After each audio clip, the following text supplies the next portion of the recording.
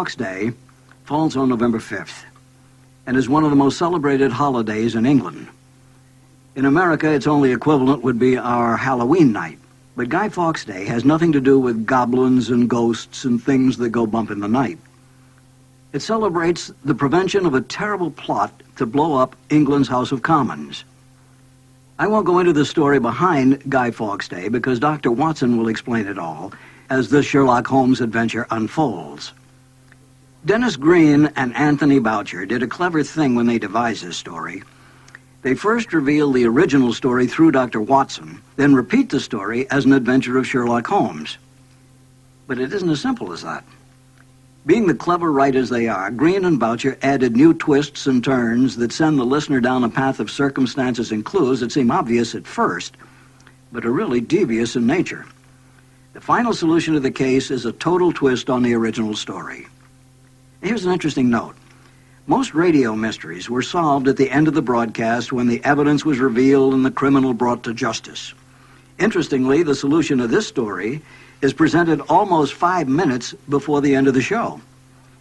From that point, the listener is taken forward to a second climax that brings the adventure to a close. This was unusual in the Sherlock Holmes series, which tended to follow a linear pattern in its weekly broadcasts. I say I piqued your curiosity. Well, you'll hear how Sherlock Holmes solves this crime in a moment. Anyone familiar with the original Conan Doyle stories is aware of the Baker Street Irregulars, a band of ragamuffins that Sherlock Holmes employed to help him in times of a crisis. Not only are the irregulars mentioned in this story, but you'll have a chance to meet 2 of them. A nice touch that moves the action forward. Here again, Green and Boucher gave Basil Rathbone a chance to play another character as well as the great detective. Today, children roam the streets of London celebrating Guy Fawkes Day, singing that famous song that's come down 4 centuries through history, "Pleased to remember the 5th of November." Now, without further ado, here are Sherlock Holmes and Dr. Watson in the case of the Gunpowder Plot. This episode from the life of Sherlock Holmes will be transmitted to our men and women overseas by shortwave and through the worldwide facilities of the Armed Forces Radio Service. Petri Wine brings you Basil Rathbone and Nigel Bruce in the new adventures of Sherlock Holmes.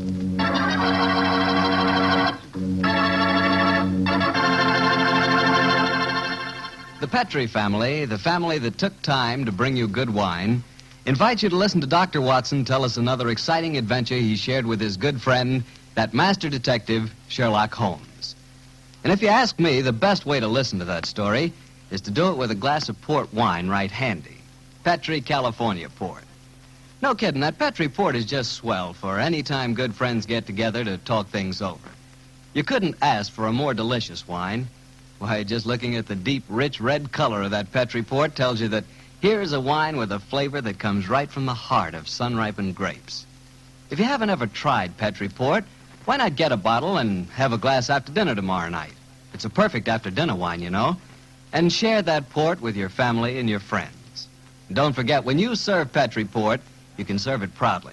Because after all, the name Petri is the proudest name in the history of American wines.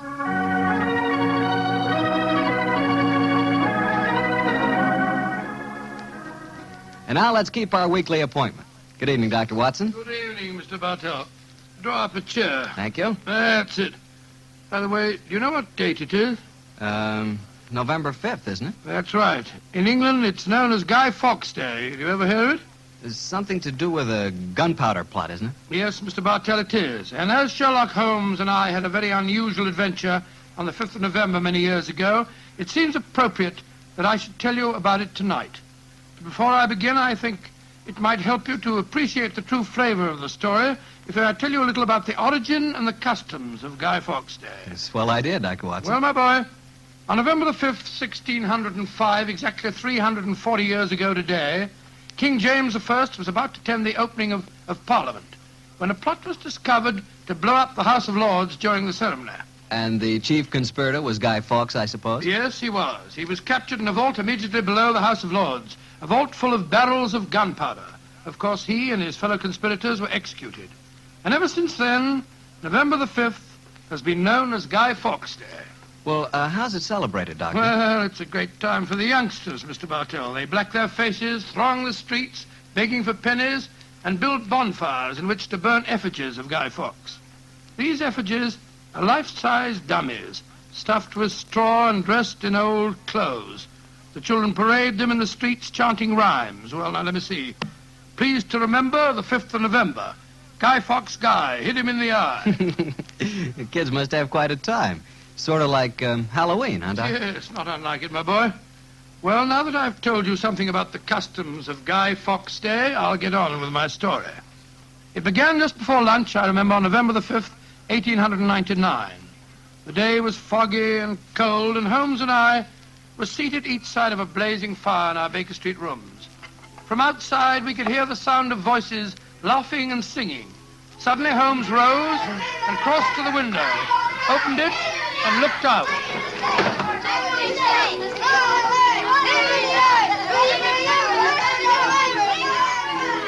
Then he turned to me and spoke. Children are having a great time, Watson, aren't they? Yes, it cost me a shilling worth of pennies to walk here this morning. Has it occurred to you, Watson, that the Gunpowder plot offers very promising material to the speculative mind? In what way, Holmes? I say it's confoundedly chilly in here. Don't you think you might shut that window? Sorry, old chap. As I was saying, the Gunpowder plot offers very promising material to the speculative mind. I made something of a study of the historical records of the case. There is more than a little evidence to suggest that King James was never in any real danger. Never in any danger? Well, what makes you say that? Knowledge of the proposed dastardly scheme came to light early. But James Stuart, King of England, the possessor of a shrewd and diabolical mind, used the spectacular discovery of the plot to try and bolster his waning popularity, as well as to justify increased religious persecutions. Well, that's the first I've heard of it, Holmes. I dare say, old fellow, but it's true just the same. I'm afraid James Stuart, King of England, was an unscrupulous tyrant. Come in. Oh, yes, Mrs. Hudson? There is a gentleman to see you, Mr. Holmes. He said it was very important, and he asked me to give you his card. Oh, thank you, Mrs. Hudson. Oh, ask him to come up, please, will you? Aye, sir. Who is it, Holmes? A gentleman with a remarkably fine sense of timing. Read his card for yourself. Let's have a look. Mr. James Stewart.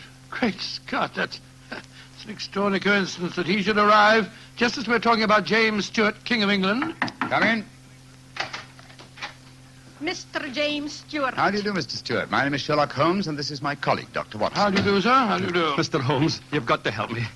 I'm walking about in mortal fear of my life. You've got to help me. Mr. Stewart, I suggest that you sit down. I'll do anything in my power to help you, but you must compose yourself first and tell me quietly what it is that's frightening you. How can I compose myself when I may be dead within a few hours? No, Mr. Stewart. I'm a doctor. I really think if I were to give you a sedative that you'd find... How can you talk of sedatives when I... My heart. Doctor. My heart. All right. Now, here, let me help you into this sofa. There you are now. Imagine That's brandy it. would be in order, Watson. Yes, Holmes, and I'll give him some digitalis. A fellow with a bad heart like this shouldn't allow himself to get so excited. Here you are, Mr. Stewart. Drink this. That's it.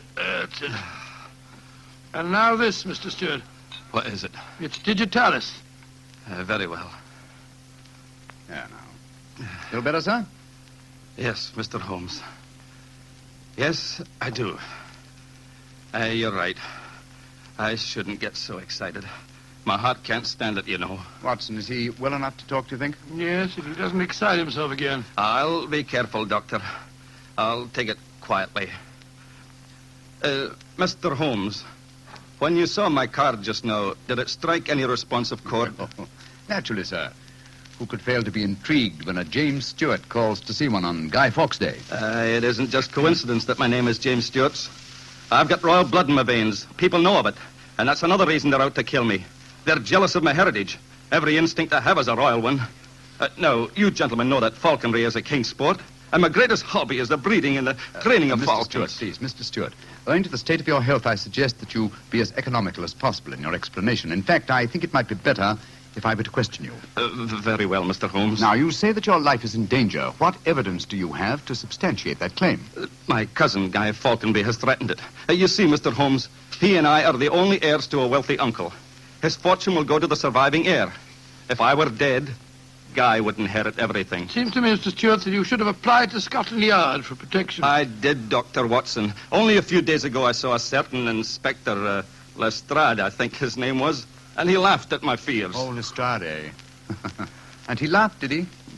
Well, then in that case, there may be something in your story, sir. You say that your cousin has threatened to kill you. Has he indicated the method he intends to employ? He has, and it's a devilish plot. Guy has a bitter, twisted sense of humor, gentlemen, even when he's planning as dastardly a thing as a murder. I am James Stewart. He is Guy Falconby, which is near enough to Guy Fawkes. Today is the 5th of November, and he's planning to blow me up. Oh, come, sir. You can't expect us to believe that. But it's true. He warned me. And the celebrations that are going on in the streets of London today would make a rare cloak for his activities. I must confess, Mr. Stewart, that I find your story most unconvincing. All your evidence appears to depend on conversations held between you and this cousin of yours. You have no facts, sir, to substantiate your claims. But I have. Then please let us hear them. I live at 23 Cavendish Square. A week ago, the house next door to me was let to a new tenant. Almost immediately, workmen became very active there. They were digging in the cellars, Mr. Holmes. I could hear the sounds of picks and shovels through the walls. Digging in the cellars. That does sound significant, doesn't it, Holmes? Extremely. Did you observe any other activities of the workmen, Mr. Stewart? Aye, Mr. Holmes. Vans have been delivering large packing cases to the basement during the last 2 days. I know what's in them, too. It's gunpowder. I tell you, they're planning to blow me up today. No. Steady. You mustn't excite yourself again. What shall I do, Mr. Holmes? I think, sir, it would be better for you to rest here for a while and then go to a nearby hotel. I would suggest the Shaftesbury. And wait there until you hear from us. And where are you gentlemen going? Watson and I, after donning suitable disguises, will visit the house adjoining yours in Cavendish Square. I think an examination of the cellar there might prove most illuminating.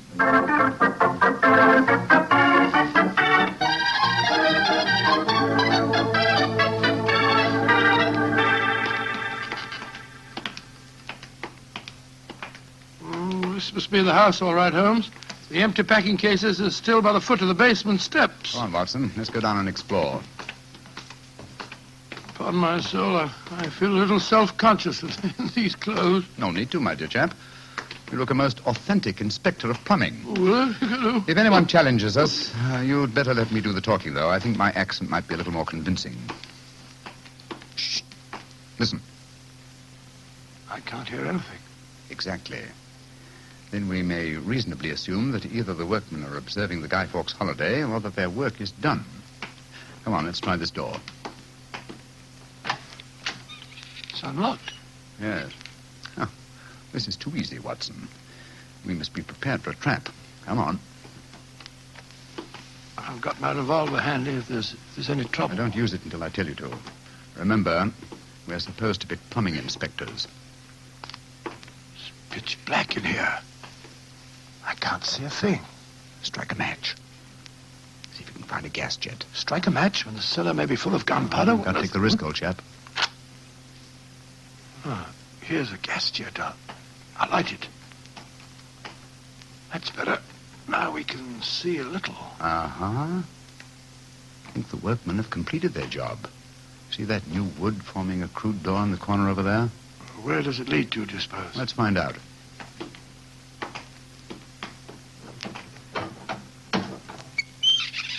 Oh, also unlocked. And here's a miner's lantern, waiting conveniently for us on this ledge. Oh, this is ridiculously easy. Now I'm sure it's a trap. I'll light the lantern. Great Scott, it's a tunnel. Yes, it's a tunnel leading into Mr. Stewart's house next door. Let's explore it.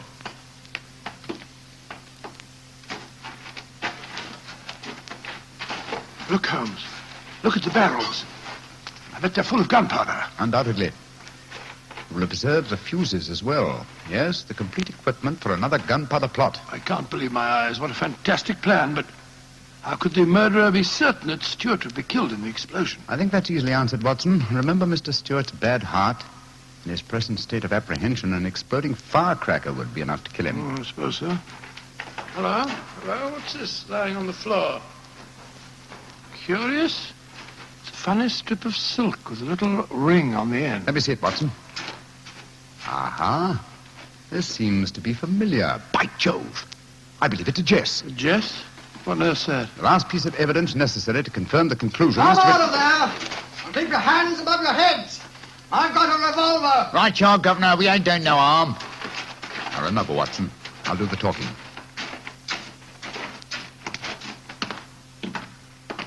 Come on! Archer, come! Well, you're a comical-looking pair.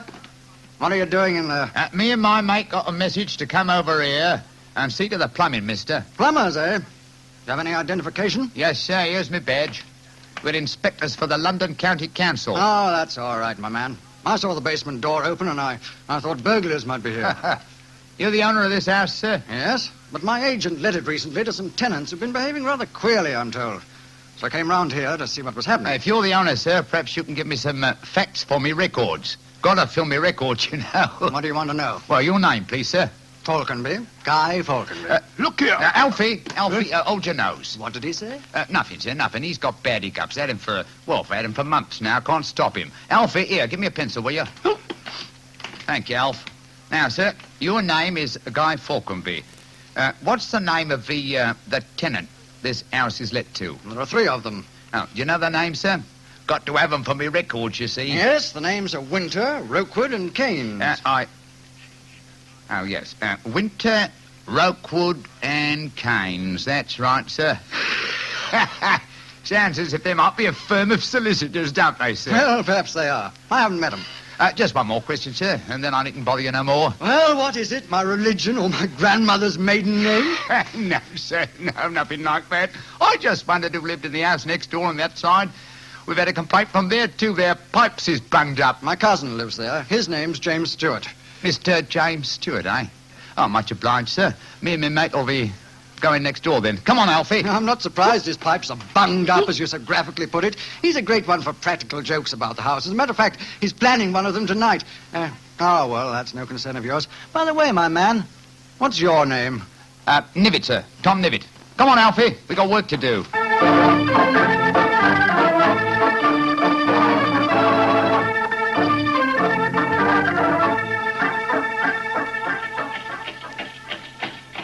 Holmes, I wish you'd tell me what's going on. Why have we taken this cab back to Baker Street? Get out of these clothes. They've served their purpose. Now there's more serious work afoot. Well, I'm still confused about our interview with Guy Falconby. Why did you say your name was Tom Nivitt? More touch of vanity, old fellow. Vanity? How do you mean? Well, consider the names in this case so far, Watson. James Stewart says that he's been threatened by Guy Falconby. A name, as Mr. Stewart points out, not unlike Guy Fawkes. Do you recall the names of the three tenants that Mr. Falconby gave us a few minutes ago? Yes, Winter, Rokewood, and Keynes. But what's that got to do with it? A great deal, my dear fellow. Thomas Winter, Ambrose Rokewood, and Robert Keynes were the three men executed with Guy Fawkes in the original Gunpowder plot in 1605. Good Lord, but where does Tom Nivitt, the name you gave yourself, fit into the picture?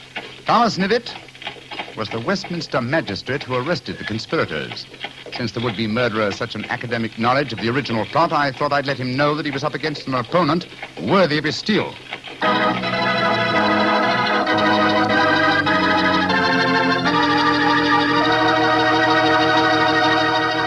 We'll hear the rest of Dr. Watson's story in just a few seconds. Just about time for me to remind you that if you want a wine that's sure to please the ladies, you can't miss with Petri California Muscatel. That's because Petri Muscatel is a golden wine with one of the most luscious flavors you ever tasted. Did you ever taste a big, plump muscat grape that's ripened in the sun? If you have, then you know what to expect when you taste Petri Muscatel. It's a wonderful wine, perfect after dinner and swell when company comes. Just remember that, won't you? Petri Muscatel. Well, Doctor, you and Mr. Holmes were certainly having yourselves quite a Guy Fawkes day. What happened when you got back to Baker Street? We quickly changed out of our disguises and back into our ordinary clothes. I was still pretty much in the dark, as usual. And I kept questioning Holmes as to our next move. He was in a state of suppressed excitement. And it was obvious as he spoke to me that he was anxious to be off. Watson, don't dawdle. There's so much work ahead of us. What do you mean, don't dawdle? I'm not dawdling. I'm dressing as fast as I can. What's our next move, anyway? Well, we must split our forces. must get hold of my band of street urchins, the Baker Street Irregulars. I'm going to surround Mr. Stewart's house in Cavendish Square, and they'll be invaluable for that purpose. So what do you want me to do? Go to the Shaftesbury Hotel and collect Mr. Stewart, then return with him to his house and wait me there. I shall join you as soon as I've rounded up the irregulars, but I must warn you. Don't leave Mr. Stewart for a moment. Don't let him out of your sight until you see me again. Of course I won't, Holmes, but, I must say, the idea of all that gunpowder in the cellar doesn't make me feel any too have happy. faith in me, old chap. Have faith in me. You know, I wouldn't expose you to any danger if I could avoid it. And I assure you that I shall join you and Mr. Stewart very shortly. You have your revolver? Yes, of course. Good. And, give Mr. Stewart this revolver, will you? Tell him that I insist that he carries it. I fear that his own has probably been tampered with. Right you are, Holmes. I'll see that he has it. This is a strange business, I must say. That guy Falconway seemed such a decent sort of fellow. Yes, he appeared to be a most amiable fellow, didn't he? This is indeed an unusual case, Watson. We're up against one of the most sinister and twisted antagonists that we've ever met.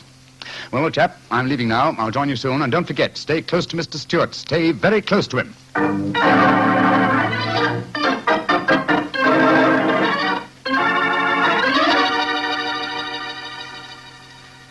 Dr. Watson, I wish your friend were here. No, don't get so excited, Mr. Stewart. He'll be here any moment now. You've still got the revolver that I gave you? Yes, it's in my pocket. But what's the good of a revolver if there should be an explosion? Answer me that if you can. No, you must have faith in Mr. Holmes, sir. He's arranging now to have this house of yours surrounded by his band of street urchins. They'll see that no one gets to the cellar next door to light the fuses. A bunch of children. How can they do anything? You don't know the Baker Street Irregulars, Mr. Stewart.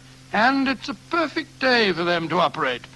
As black-faced boys begging for pennies, they'd pass unnoticed anywhere. I hope you're right. But I have a premonition, Doctor. There's going to be a tragedy. I know it. Now, take it easy, sir. Remember your heart. You're in splendid hands when Sherlock Holmes is on the case. Here he is now. Holmes, I say, I'm glad to see you. You received your visitor yet? Visitor?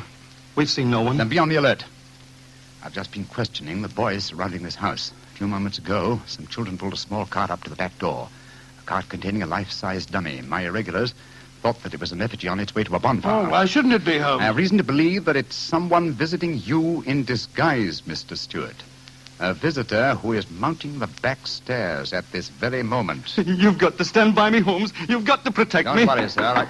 Come in. Look at that apparition. Great Scott, Guy Fawkes' dummy. A dark lantern in his hand, and it's walking. And also talking, I trust. Keep away from me. I got a revolver. Stick for the state, for Victoria's sake. If you won't give me one, I'll take two. The better for me and the worse for you. It's Guy Falconway. Keep away from me, do you hear? The better for me and the worse for you. All right, then. I'm going to fire. Dear me, Mr. Stewart, the revolver I provided for you seems to be unloaded. How very odd. Oh, what in fun is all this You about? have just witnessed an attempted murder, Watson. Murder? What are you talking about? This is a game. James and I had it arranged, the whole thing. You may have thought it was a game, Mr. Falconway, but I assure you that your cousin... Grab Mr. Stewart, Watson. He seems to be leaving us. Leave me alone. Take your hands off me. My heart. Here, help me put him on the sofa. That's it. I'll get him some digitalis. Look, I don't want to appear unnecessarily stupid, but will someone tell me what this is all about? With pleasure, Mr. Falconby. Your cousin had planned one of the most fantastic murder plots that I've ever encountered. He came to us with the story that you had threatened his life. But that's ridiculous. I'm very fond of him. Of course it's ridiculous. The whole plot was ridiculous. He leased the house next door, had a tunnel dug, and gunpowder and fuses planted there. Even entered the name of the tenants as Winter, Rokewood, and Keynes to give the apparent plot a further authenticity. You mean my cousin was the real tenant? Certainly he was. However, he was clumsy enough to drop that piece of silk with the wire ring on the end that you found in the cellar, Watson. The thing you called a jest. And what's a jest? It's a strap that goes round a falcon's leg to which its leash is fastened. You will remember that Mr. Stewart informed us that falconry is his hobby, and it therefore indicated that he had been in the cellar and consequently must have known about the whole plot. And all he was trying to do was to build up in our minds the belief that his cousin was trying to kill him. Exactly, my dear fellow. Had we believed him, of course, he could have shot you just now, Mr. Falconby, in apparent self-defense. Good Lord, what a fantastic plot. I still can't quite believe Mr. it. Falconby, why are you dressed as a Guy Fawkes dummy? Well, it was James's idea. He said that he was going to dress up too, and that we were to go round the bonfires tonight and frighten people by appearing as live dummies. But the last message he sent told me to come up here, that we'd play a practical joke on a couple of friends of his. And did he provide you with the costume that you're wearing? Yes, as a matter of fact, he did. Have you searched the pockets for any weapons? No, but I will. All right, and while you're doing that, I'll examine this dark lantern. How's your patient, Watson? Well, I've given him some digitalis, and now I'll get him some brandy. I can't find anything in the pockets. Here's the answer, my friends. Look here. Inside the lantern is a dagger.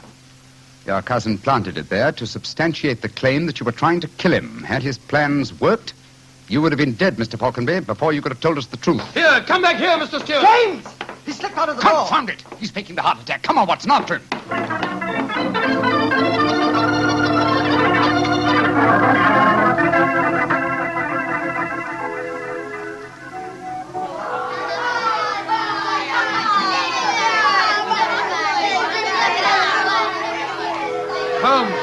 Holmes, where are you? Out of the way, please. Blimey. Here comes the Lord Mayor of London, chums. Excuse me, please. I'm trying to find a friend of mine. Most important. Holmes, where are you? Get out here, Watson. I hear you calling me. Out of the way, please. I'm coming, Holmes. Why don't you send in a postcard? You got away from me in the crowd. Mr. Stewart got away from us. Well, we'll never find him in this mark. Not too old, fellow. He's a dangerous man. There's no knowing what he may do. Where are the irregulars? Ah, there's Wiggins. Wiggins? Hello, Mr. Holmes. Wiggins. Dr. Watson. Did you see a man run out of that house a few minutes ago? No, Governor. Perhaps Charlie did. Hey, Charlie, come over here a minute. It's Mr. Holmes. All right. I bet Charlie didn't see anything, though. He's got some stubby girl with him. Hello, Mr. Holmes and Dr. Watson. Hello, Charlie. Hello, Charlie. Did you see a man run through this crowd a few minutes ago? A tallish man with a gray mustache? Yes, I did. A man came running out of the house over there. That's the house. Where'd he go? He ran down toward where the shops are. And he stole our dummy, he did. The one we are going to burn in the bonfire. I tried to stop him, but he got away. Holmes, look up there on the roof. There's a figure. By Jove, I believe it's James Stewart. That's the man. He's the one that stole our dummy. He's standing up on the roof. He's going to jump. If he does, he's going to land in the bonfire. There he goes. He is jumping. Right into the middle of the fire. It's awful. He'll be burned to death. Don't worry, Wiggins. That wasn't a man who fell into the bonfire. What do you mean? From the gyrations that the figure performed as it fell, my dear Watson, I'm convinced that Mr. Stewart threw the stolen dummy to try and put us off the track. Then Stewart's still up there. He is, Watson. Come along, old boy. It's up on the rooftops for us. Up on the rooftops.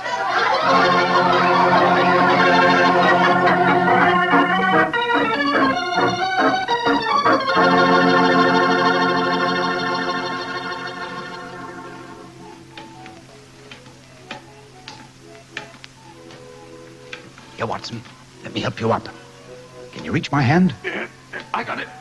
All right, then. Up you come. Come on. That's it. Phew. Seems to me that fire escapes must be designed for giants. Keep your eyes skinned, old fellow. Stewart's a dangerous man. Might be hiding behind those chimney stacks. Come on. Upon my soul, this is a strange place to be on Guy Fawkes night. Yes, a comprehensive case, Watson. Starts in a cellar and ends on a rooftop. Look, Holmes. By the parapet there. The crumpled body of Mr. Stewart. Looks to me as if it... Yeah, he's dead, Holmes. Well, it's not surprising.